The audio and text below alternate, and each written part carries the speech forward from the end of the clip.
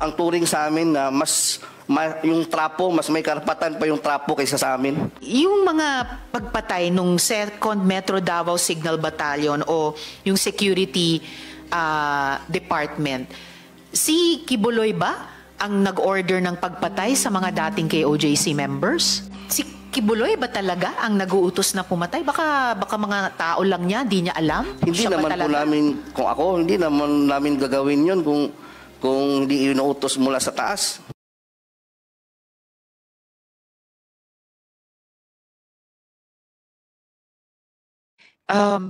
So ngayon, pakinggan naman po natin si Edward Ablaza Masayon. Sir Edward, maaari mo bang ipaalala sa amin, di ba kayo yung bahagi ng 2nd Signal Battalion ni Kibuloy? Opo, Madam Chair. Okay po. Ano po ba yung 2nd Signal Battalion? Para ba yung private army? Actually po, Madam Chair, ang 2nd Signal Battalion is a legit po na galing sa Philippine Army. Noon po, nag-start yung ano ni Kibuloy po, yung private army po. Nung panahon pa po ng Task Force Davao, kasi yung unang batch ng Task Force Davao, yung hindi pa ako nakasali doon, meron pong mga workers na kasama ko, yung pili lang, sila yung mga unang batch talaga. Okay. Task Force Davao is local lang po ng Davao. Yes. Noong 2015 po, mag-jump out po tayo. 2015, na-endorse po yung paaro dito sa Kingdom. Because paaro is gamit na gamit po kasi national na po siya. Ano po yung paaro? Philippine Army Affiliated Reserve Unit. Okay, paaro. Paaro po. Under po ng 11 RCDG, at saka po yung sa ARESCOM po na yung nag-train po is 1105th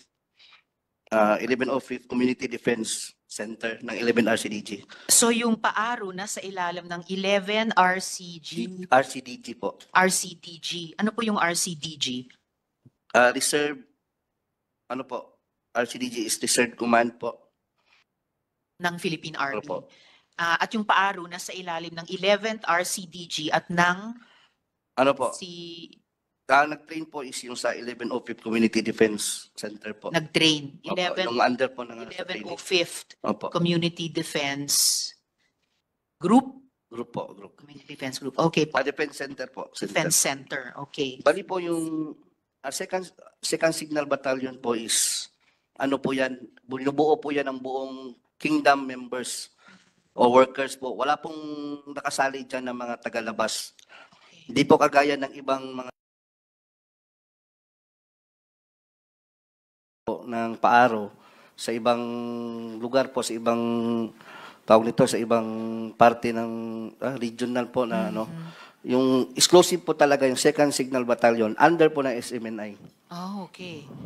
Under ng SMNI, yung Opo. media company. Opo, media Pero company yung po. media company ng SMNI, merong sa ilalim niya nitong 2nd Signal Battalion. Ito po yung certificate ko po, sinerex ko po. Okay. Basahin ko po yung Yes, talaga. please. And then pakisubmit ng kopya sa aming COMSEC. Sir Ito po Edward. yung namin, yung sa September 7, 2015 to November 21 na training po namin. Okay. Ang po is Philippine Army Affiliate Reserve Unit, PAARO, then Military Orientation Training of the 2nd Metro Davao Signal Battalion, Sunshine Media Network International. Ito po So, yung ito pala ay 2nd Metro Davao Signal Opo, Battalion. Signal Battalion. Yung buong pangalan niya. Opo. Okay.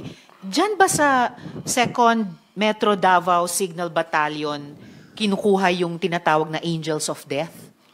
Actually po, meron po tayong diyan po niya kinukuha. Yung ibig kong sabihin, yung Angel of Death po kasi, yung mga nagpumapatay po, yung mga labi na sa mga kasamahan ko, na mga worker na napatay na po. Bali, kung saan po, for example, ako po, pag nakitaan ako ng loyalty, yung talagang gusto kong pakita yung faithfulness ko sa ministry, sa anak ng Diyos, maaari kong gawin yun. So yung pagkaalam nyo sa Angels of Death ay pumapatay sila, pumapatay pati ng workers para magpakita ng loyalty kay Kibuloy. Yung angel of death is nabuo po yun, yung sa mga against sa kanya. Like sa pastoral po, narinig niyo po sa kanyang yung na ano po ni Lulia, na papatayin yung mga pamilya niya, pag lumabas, pag marami silang alam, tapos lumabas sila, hindi na sila maaaring makalabas sa ministry, sa poder niya.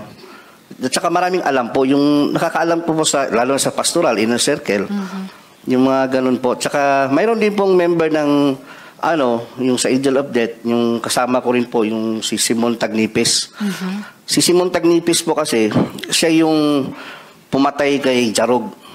Kay? Jarog po. Jaruk. Opo, Jarog. Sino po si Jaruk? Duming Jarog, hindi ako, dato po yan ng Kausayan. Kahusayan? Sitio Kausayan ng... Sitio Kahusayan. Opo, yung sa atayan, sakop atayan ng Manuel Gianga sa Davao City. Sa Davao City, Sitio Kahusayan. Nakasama ko po yan, open secret na po yan sa security department sa amin na siya yung talagang tumira kay Jarog. Ang security department, ito rin po yung 2nd Metro Davao Signal Battalion. Opo, under po ng security department yan ng Kingdom. Kasi more or less 21 department yung nasa loob ng Kingdom. May logistics, ganyan, transportation. Opo, logistics kina Mr. Resita. At tiging kayo naman sa security department. Okay. Ganun po yung namin set up po dyan sa loob. Okay. At nung nasa loob po kayo nitong 2nd Metro Davao Signal Battalion o yung security department, meron ba kayong nasaksihan na inabuso o meron ba kayong nasaksihan na sinaktan? Paano yung ginagawa sa kanila? At bakit sa mga balita, bakit usually sinasaktan yung mga miyembro? Maging ako po, hindi po ako exempted sa punishment. Kasi pari nilang sabihin sa akin na sa Bisaya ba, pabadlong yung matigas yung ulo. Tao rin naman po tayo nagkakamali. Lalo na yung sabihin, bawal mag-cellphone, bawal manood ng sine, bawal maglaro ng computer games. Because I was there, 15 years old pa po ako, since 1999. I started yung nag-solicit ako, nagtitinda ako ng puto, kakanin. Tsaka po, yung mga palo po na yung mga punishment po na sinasabi lalo na po sila ni Ate Gingging, yung naranasan niyang fasting, na uso po yan dati. 99, I was there in Tamayong. Kaya po, totoo po yung sinabi niya, na bawal po talaga silang kausapin. Bawal pong tulungan, bigyan ng pagkain kasi madadamay ka. Tsaka yung hindi naman po sila makakain talaga kasi yung mess hall separate. Nasa taas sila yung mess hall nasa baba. Makikita sila kung kakain. Tama yung sinabi nila, in order for them na ma-survive yung physical nila, inom ka talaga pag naliligo ka. Yun ang testimony din ng mga nakaranas din ng fasting na nakausap namin after nun. Sa akin naman po, yung paluan po, 2013, massive po yun. Na pinasuot po kami ng SS, yung orange, yung serpent seed po ang alam mo yung sa preso? Serpent seed? Opo. Naka-orange kami nun. Tanggap naman po namin yung time na yun kasi akala namin siya yung anak ng Diyos, yung talagang tanggapin mo yung punishment mo. Alam niyo po yung parang ang turing sa amin na yung trapo, mas may karapatan pa yung trapo kaysa sa amin. Hindi kami, kahit bata, bawal kaming kausapin, bawal kaming magingay. Yung na isang beses nga, tumawa kami, pinapalo kami ulit. Tawa lang po kasi mabigat kaya yung mag-ano ka ng bato. From gising kami ng 4 a.m., preparation para devotional 5 a.m. Tuloy-tuloy na yan, work job, kain, tanghalian, kain lang, 1 oras lang yung pahinga. Hanggang alas 10 ng gabi yung namin, trabaho, puro mas overtime. Mas matagal pa sa pagkakaroling atiging na 14 hours. Kayo, 4 a.m. hanggang 10 p.m. Opo, hindi pa po kasali yung devotional. 18 hours, may devotional pa. Bago matulog po, yung mga 11 na po kami makatulog, 11 or 12, ganyan. Ay, wow. Okay, so 16 hours, pwedeng umabot ang isang araw. Opo. Okay, yung mga pagpatay nung 2nd Metro Davao Signal Battalion o yung security department, si Kibuloy ba ang nag-order ng pagpatay sa mga dating KOJC members? Opo, kasi yung kay Simon po kasi, nasabi nila sa amin yan. Nakausap ko si Simon. Opo, way back, hindi ko naalala yung mga taon na yun. Pero sabi niya na kasi may galit daw kasi si pastor doon sa yung Jarog kasi yung lupa niya doon ayaw ibenta. Jaruk. Opo. Si Jaruk at si Simon Tagnipes ay parehong tao or Hindi po, iba. magkaiba sila? Opo. So bakit, kung galit si Kibuloy kay Jaruk, bakit papapatayin si Simon Tagnipes? Si Simon po kasi, nung matapos niyang patayin si Jarog, Siya ang pumatay siya kay pumatay Jaruk. talaga. Matapos niyang barilin si Jarog, Okay. nagkasama ko siya sa QGC compound, doon sa Katitipan, na kung saan security din siya. Parang normal lang, parang walang nangyari. Hanggang sa lumabas siya, yung paglabas niya po, hindi pa siya nagkaroon ng threat kasi nanahimik lang siya nung time na yun. Pero di namin alam bakit few years, ilang taon na, bakit nag-live siya ng Facebook. Against na siya ngayon kay Kibuloy po. Nagdala na siyang Bible, yung against sa doktrina. Sabi ng niya, yung mga kanyang pamilya niya, pinuntahan siya doon, nilapitan upang pabalikin. Ngayon, ayaw na niya kasi sabi niya, ngipin sa ngipin, mata sa mata. Kumbaga, nakasala siya ng nakakuha siya ng buhay, nakautang siya ng buhay ng tao. Kailangan din niya, parang natanggap na niya. Yung pagpatay niya kay Jaruk? Oo, tanggap na niya na may mangyayari din sa kanya. Kaya nga, talaga siya, sabi pa kasi magkakilala kami ni Simon sabi pa nga niya yung mga kaibigan niya, yung parinting niya talaga, yung kadugo niya. Kamag-anak. Kamag-anak niya, sabi nga niya na kung saan, magdadala na siya ng Bible. Gano'n na po yung niya. Kasi parang nagsisisi po siya sa nangyari, nagawa sa kanya. Hanggang sa dumating po yung time na pinatay talaga siya. At si Kibuloy ba talaga ang nag-uutos na pumatay? Baka mga tao lang niya, di niya alam? Hindi Siya ba naman po talaga? namin, kung ako, hindi naman namin gagawin yun kung hindi inuutos mula sa taas. Sino ba kami? Magagalit lang kami sa isang worker, sa isang tao na against sa ministry, na lumabas, galit lang. Pero pag inutos na niya na gawin namin yan, gagawin po talaga namin yun. Okay. Kamusta naman yung pagtrato ni Kibuloy sa mga miyembro? Halimbawa, pag may sakit, pag may pangangailangan ang miyembro, kumusta ba? Pag may sakit po, yun lang po yung doon kasi kami, ordinary worker, dati yun, naranasan ko po nung nagkasakit ako ng pneumonia, basal pneumonia. Binibigyan lang po kami ng pamasahe, 100 piso, tapos pa-check up sa SBMC, sa public hospital, SBMC. Southern Philippines Medical Center. Hindi naman sa inaano natin, minamaliit yung SPMC. Maganda naman yung serbisyo doon. Pero sa ngala na nag-solicit ka, nakapagbigay ka ng income, 10 to 15 million every, ano ba yung sinabi kanina? Every yung buong month. pinag-anuhan namin. Yung araw-araw naka-income kami pag mayroong month of blessings, yung KOH na sinasabi. Nakakontribute ka ng pera tapos nagkasakit ka, ka lang, ipa-check up ka sa SPMC. Tapos niyan, ka pa sa Lingap. Yung programa po ni doon po sa Davao yung Lingap. Pipila ka doon ng ilang oras. At saka hindi po sinasabi, pinatawag nito yung Madam Chair, yung hindi pinapakilala na kingdom kami. Galing kami kay Kibuloy kasi mapapahiya daw si pastor. Kasi mayaman daw. Yung reaksyon ng tagalingap, nung malaman nila, uy, Kibuloy, mayaman yan. Bakit kayo nanghihingi ng yun na So, nga. ayuda. Ganun po yung Tama rin. So, kasi nakaka-generate kayo ng malalaking pera, Opo. pero hindi, kumbaga, katumbas Nung yung medical care na medical care nakukuha nyo kapag kayo naman ang nagkasakit. Kung may ibang pangangailangan bukod sa health, ganun din ba yung nangyayari lang? Yung halimbawa po, yung katulugan nga namin, alam po nila General Torre po yun. Yung sila, Colonel Maranta, nakapasok sila doon, yung tulugan ng mga babae doon. Parang dito, malaking na tapos parang mga sardinas dyan. Tabi-tabi, lahat. Walang maayos na tulugan. Kaya kabaliktaran po lahat nakikita natin sa TV, yung propaganda. Saka yung yung binibigay sa amin, supply, sabon. Ayan. Yun po, walang, yung honorarium, swerte lang, mabigyan ka.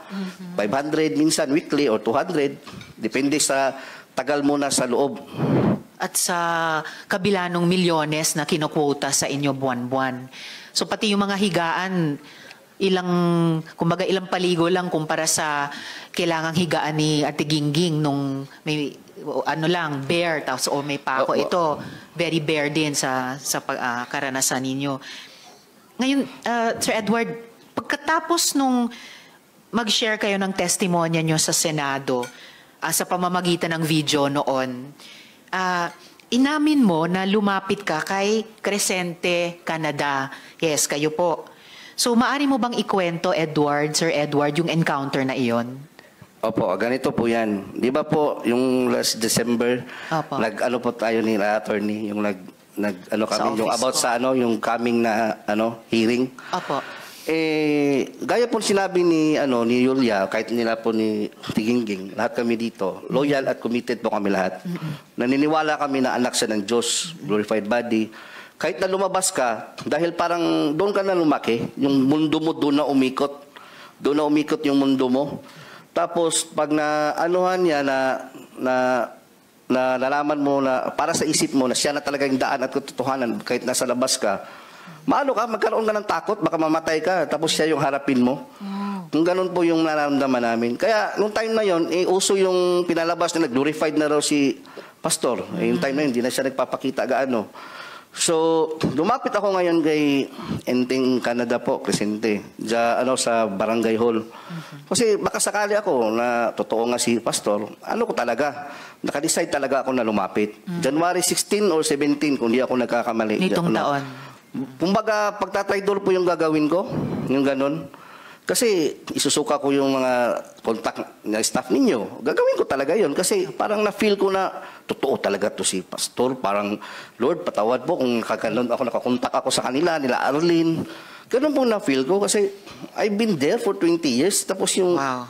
yung faith mo, alam mo na lumaki ka sa isang relihiyosong pamilya. Yung ganun po. Tapos, paglapit ko po nung time na yun, buti na lang, may sinabi si Inteng bago ko na ibigay, buti na lang hindi ko na ibigay yung number. Hindi kasi siya nag-ask nung una.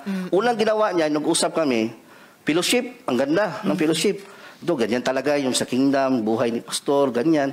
Bigla lang kalagitnaan, naiba yung usapan namin. Ba't naman kasi kayo pumupunta dyan? Ba't naman kasi kayo nag-testimony dyan? Hindi mo alam. Baka may riding in tandem na paglabas mo. Ganon. Riding in tandem. Yung bang sabi niya sa akin, baka may riding in tandem. Ano pang sinabi niya sa iyo? Tapos bukod silang sa bayon riding in daw, tandem? yung silang bayon po, yung military po na namin, yung naka-DS po kay Ibuloy, sabi niya, silang bayon, bago lang may pinatay.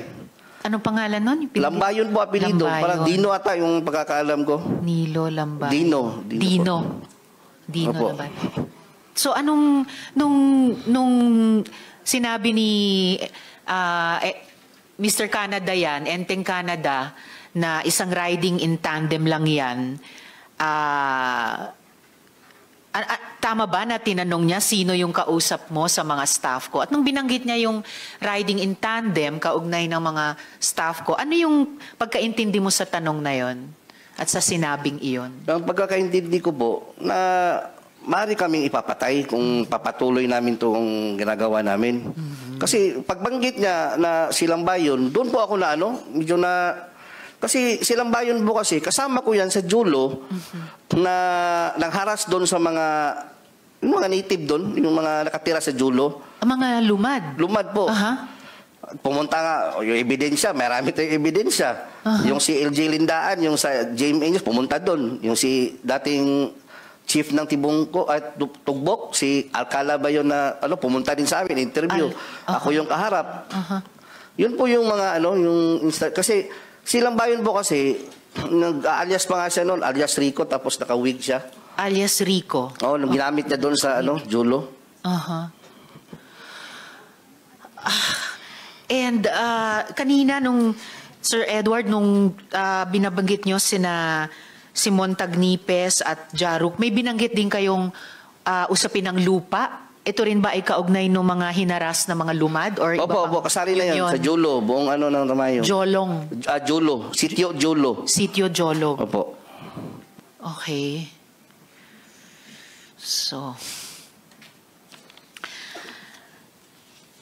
So yung encounter nyo, yung pag-uusap nyo kay Mr. Canada ay may ganong parang banta na ang dating sa inyo pwede kayong ipapatay dahil binanggit yung riding in tandem. Pati nung tinanong niya sa inyo yung staff ko, binanggit din yung riding in tandem. Ano yun? Pati staff ko, binabantaan nila? Hindi po, hindi naman talaga direct na ba. Kayo? Pero ano lang, parang ano lang ba, yung ano ka, pag ano ka dyan, iniksian lang, na ano, mayroong riding in tandem. Kaya na ano po ako, natakot din po ako nung sa mga kasamahan ko na staff, kasi konsensya ko rin naman, kung ibinigay ko yung numbers, kaya nirason ko na lang na, ay, nga naiwan yung ano ko, nandoon sa isang cellphone ko yung ano, makontak kasi nagmamadali akong pumunta dito para makausap ka. Kaya, alam niyo po ba, pinag-isipan ko yun bago pumunta doon. Nagdalangin talaga ko, Lord, kung kalooban mo na totoo si Pastor, magaganap talaga ito, mangyayari talaga na babaliktad talaga ako. Buti na lang, naka-mention siya nung time na yun. Parang yun na yung ano ko eh. Alam mo yung masaya ka, nag-usap kayo, fellowship, tapos biglang gumagano, kumambyo. Yung saya mo, nabaliktad, na ano, na, uy, parang ano to Iba. Iba na to Mayroon namang inutusan nga si Simon. Kaya lahat ng napatay po nila, na mga kasamahan ko, sila Simon Tagnipes, sila Nanay Elsa Bolivar, si Raymond Pasyol, naaalala ko po doon sa ano ko, yung na-recall ko ba, sa isip ko, bida to yung kawawa yung mga kasamahan ko. Si Elsa Bolivar na binanggit din ni Ate Gingging kanina, yung senior citizen. Opo. And then binanggit nyo ngayon si Raymond Fasiol, na binanggit mo rin dati sa video interview nyo. Marami ba to? Yung mga pinapapatay, no? Actually, mayroon pa po mga iba dyan na hindi ko po minention. Baka ano na po yung magsabi. Opo. Mga ilan po sa pagkaalam niyo? Kaalam ko po, mayroon pa nga yung pastor under investigation po. Yung isang pastor na ano pa po yung si Disera, yung apelidong Disera. Worker din po yun dati. Member o worker yun siya. Kung hindi mo kasi maano, kahit sabihin mo na ano po, Madam Chair, bakit mga member o mga worker, parehong ikinamatay. Pwede namang magkasakit yung isa, nabunggo ng tricycle yung isa. Pwede naman yun. Bakit puro baril? So, panay baril ang, pagbaril ang ikinamatay? Panay puro pagbaril yung yung kinamatay ng mga coincidence talaga. Tapos, kung mag-iimbestiga kayo doon sa mayroong pool guy, yung mga ganun po. Okay. So, may mga fall guys pa. Na nahuli. Tapos hindi naman pala yung yung totoo, hindi alam ng pamilya na may nahuli na pala sa sa mga suspect, yung ganun po na sinikreto ng police station. Alright. Dagang salamat, Edward. Paki-stay on para sa rest ng hearing natin. Oo. Pero magiging mas conscious pa ako sa oras dahil mga kasama, dear colleagues, signal number 2 na po sa labas. Okay.